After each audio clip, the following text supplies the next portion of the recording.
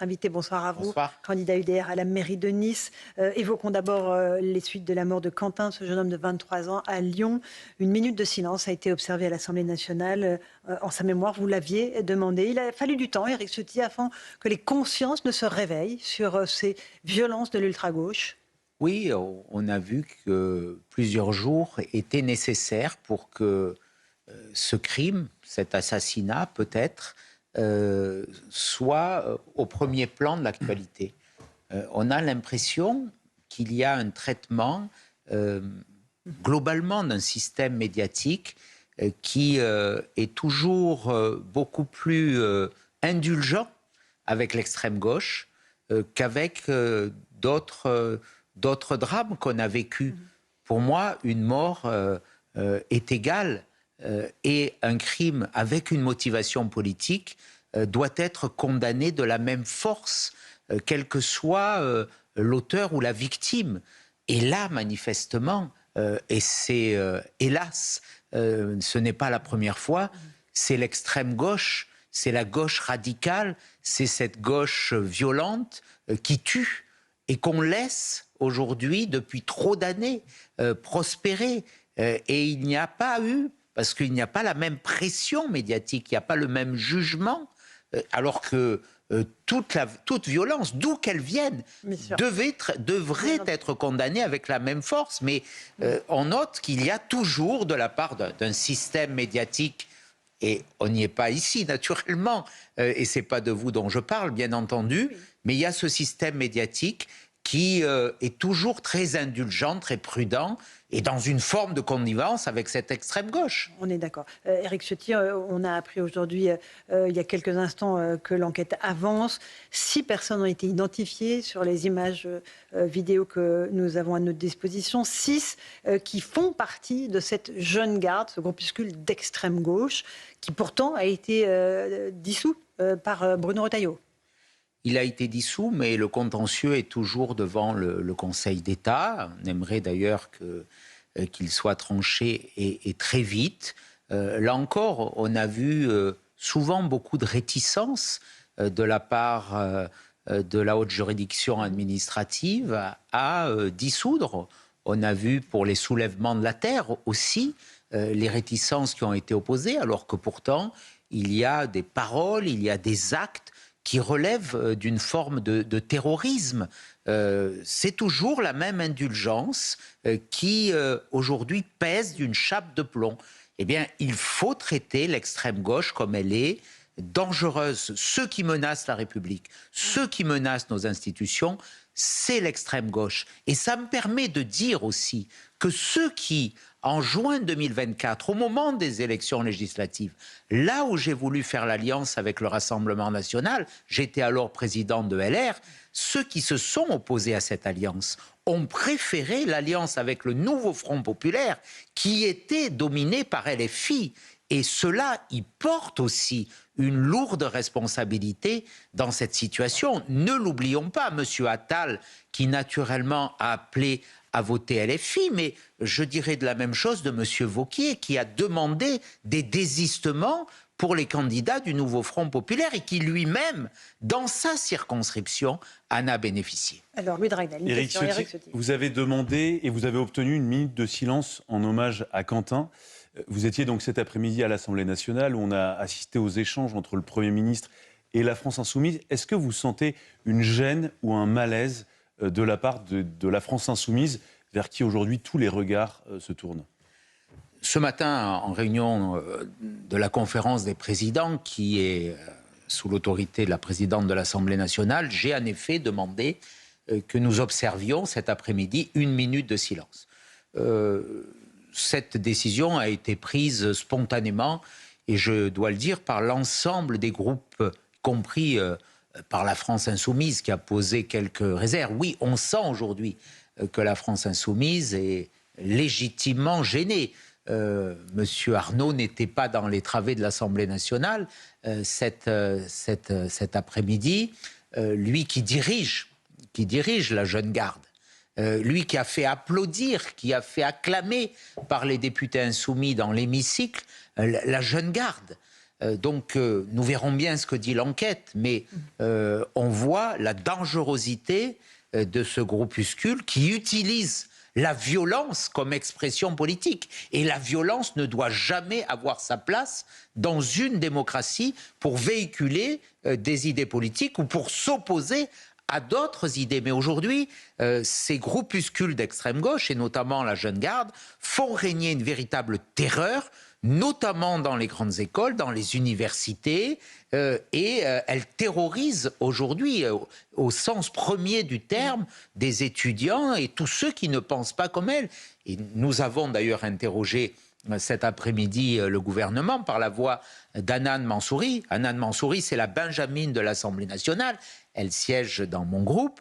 Et rappelez-vous, elle avait été victime elle-même. Elle avait subi une agression très violente de la part d'un groupuscule d'extrême gauche. Elle a vécu, elle a rappelé qu'elle aurait pu être à la place de Quentin. Elle avait été très sérieusement blessée par cette agression.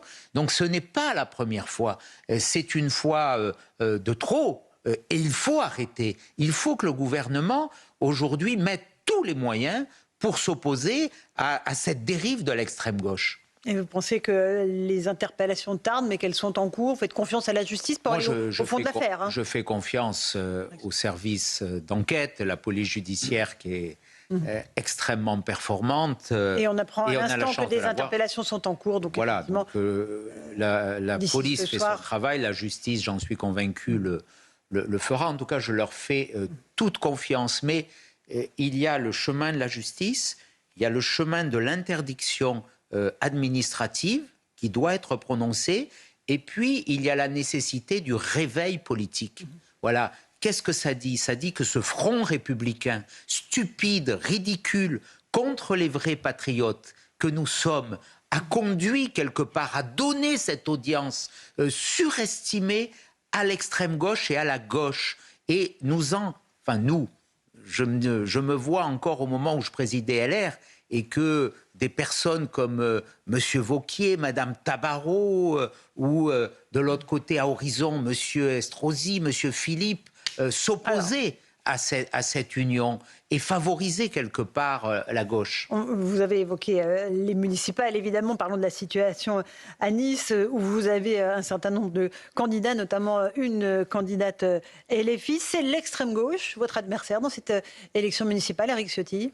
Très clairement, aujourd'hui, à Nice, la victoire se jouera entre le maire sortant et moi. Voilà, je crois que je ne fais pas offense. Un sondage vous donne nettement en tête à Nice, un sondage Cluster 17 pour Politico. C'est la première fois qu'il y a un sondage quasiment depuis 18 mois à Nice. Je l'accueille naturellement avec satisfaction parce que ce sondage, qui n'est qu'une photographie, et je le dis avec beaucoup de prudence et d'humilité, mais correspond à ce que je ressens dans cette campagne à Nice. Il y a une vraie dynamique, il y a une volonté tout simplement de changement, d'écrire une nouvelle page positive. Ce qui a été fait, c'est le passé. Ça traduit aussi une forme d'impuissance macroniste. On a beaucoup de problèmes de sécurité à Nice. Encore hier soir, une jeune mère de famille qui avait un bébé dans une poussette a été agressée avec une personne féminine qui a voulu poignarder son bébé. Ce sont les sapeurs-pompiers qui étaient en activité sportive de la base de la Tour Rouge qui ont porté immédiatement secours à cette jeune femme, et ce sont les policiers municipaux qui ont interpellé l'auteur présumé de ces faits d'une gravité extrême. Il y a 3 semaines, c'était une nonagénaire, 90 ans, qui était violée par un OQTF. On a tous les jours des faits extrêmement graves à Nice. Et donc, il y a la nécessité de remettre de l'ordre dans la rue, comme il y a la nécessité de remettre de l'ordre dans les comptes.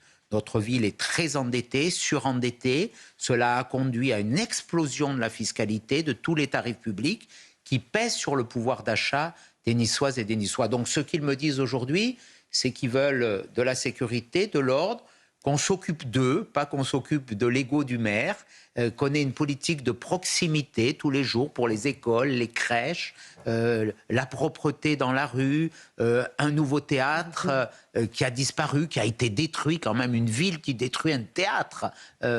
Imaginons si c'était dans un autre contexte ce qu'on aurait dit, cette offense à la culture qui fait partie de l'histoire de la Côte d'Azur. Donc c'est tout ça que l'on veut changer positivement. Il y a des choses positives qui ont été faites par l'équipe sortante, mais elle est usée. Elle est aujourd'hui aussi usée par beaucoup d'affaires qui se multiplient et qui ternissent l'image de Nice. Il y a encore quelques jours, le parquet de Nice a ouvert une enquête sur un scandale présumé de corruption pour l'achat de masques au cœur du Covid, de la crise du Covid, ce qui est une abomination quand même. Se servir de la santé des gens au moment de cette crise dramatique pour faire des bénéfices. L'enquête dira la vérité, la réalité. Christian Estrosi sera notre invité aussi. Nous le dénonçons avec force. Louis Dragnel. Éric Ciotti, pour beaucoup de Français qui suivent la vie politique niçoise un peu à distance, c'est un peu Dallas. Alors, la question que beaucoup se posent, c'est qu'est-ce qui vous distingue fondamentalement du maire sortant, Christian Estrosi ? J'allais dire l'ISF. C'est l'insécurité, la saleté, la fiscalité. C'est ce que lui reprochent les Niçois aujourd'hui. Voilà. Nous voulons remettre la sécurité au cœur des priorités. Nous voulons des comptes en ordre, arrêter le surendettement, arrêter l'augmentation de la fiscalité. Moi, si je suis élu maire, le 24 avril, on effacera l'augmentation de 25% de la taxe foncière qu'a porté M. Estrosi en 2024. Donc on a des différences de fond dans la gestion de l'argent public, dans l'éthique, dans la manière de conduire une vraie politique de sécurité pour la ville, dans la manière dont on dépense l'argent public. Avec moi, je n'irai pas financer un Grand Prix de Formule 1 à la frontière du Var et des Bouches-du-Rhône avec un déficit de 35 millions d'euros. Je n'aurai pas de siège de la métropole à Paris. Je n'aurai jamais détruit le Palais des Congrès, le théâtre à Nice. Donc il y a eu ce dérapage dans le dernier mandat. Le premier mandat, j'y ai participé. On a construit ensemble une belle politique pour la ville. Ce premier mandat était celui de l'espérance, de la construction, de l'utilité pour les Niçois. Le dernier, c'est celui du gaspillage, des dérapages. Et donc, c'est maintenant qu'il faut arrêter cette dérive. Et puis, il faut changer. C'est la démocratie. Vous savez, Christian Estrosi a été élu conseiller municipal de Nice en mars 1983. S'il devait être réélu, il terminerait son mandat en mars 2033, 50 ans. On ne peut pas rester 50 ans au même endroit en étant toujours aussi performant, toujours aussi enthousiaste, quel que soit le talent ou s'il est avéré. Vous avez des candidats de droite aussi, notamment Reconquête. Vous appelez à l'union des droites au second tour, Éric Ciotti, comme ce sera, j'imagine, le cas dans de nombreuses municipalités. Je préside l'Union des droites pour la République. Oui, mais dans les faits, là, elle n'est pas faite, celle-là. Moi, je l'ai faite l'année dernière, cette union. En 2024, personne n'avait osé faire ce que j'ai fait en tant que président des Républicains. Et je crois que quand on voit l'état du pays aujourd'hui, beaucoup me disent, y compris des députés LR avec lesquels je parlais, qui me disent qu'ils ne supportent plus cette situation où ils sont contraints de s'allier avec le Parti socialiste et qui vont bouger d'ailleurs. Ils me le disent. Donc j'ai fait cette alliance. Cette alliance, c'est ce que souhaite le peuple aujourd'hui de France, enfin, dans ceux qui votent plutôt à droite. Oui, il faut être unis, oui, il faut être rassemblés, oui, tous ceux qui aiment la France, tous ceux qui veulent conserver son identité, protéger son patrimoine, défendre sa culture, garantir sa sécurité, lutter contre une immigration de masse, lutter contre le poids des prélèvements obligatoires devenus les plus lourds au monde, lutter contre cette réglementation qui paralyse nos entreprises.